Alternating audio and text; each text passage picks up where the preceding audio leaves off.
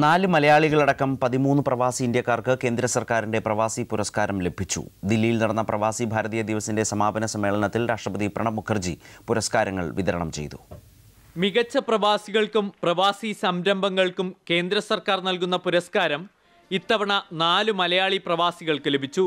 American മലയാളികളുടെ സംഘടനയായ ഫൊക്കാനയുടെ മുൻ പ്രസിഡന്റ് ഡോക്ടർ പാർത്ഥസാരഥി പിള്ള, ബഹ്റിനിലെ VKL ഹോൾഡിംഗ് കമ്പനി ചെയർമാനും മാനേജിംഗ് ഡയറക്ടറുമായ doctor Varghese Kurian, UAE VPS health care managing director doctor Shamsheer Vayalil, Saudi അറേബ്യയിലെ നോർക്ക കൺസൾട്ടന്റായ ജീവകാരുണ്യ പ്രവർത്തകൻ ഷിഹാബ് കോട്ടുങ്കൽ എന്നിവരാണ് പുരസ്കാരം ലഭിച്ച മലയാളികൾ. ദില്ലിയിൽ വെച്ച് നടന്ന പ്രവാസി ഭാരതീയ ദിവസിന്റെ സമാപന സമ്മേളനത്തിൽ രാഷ്ട്രപതി പ്രണബ് മുഖർജി പുരസ്കാരങ്ങൾ വിതരണം ചെയ്തു.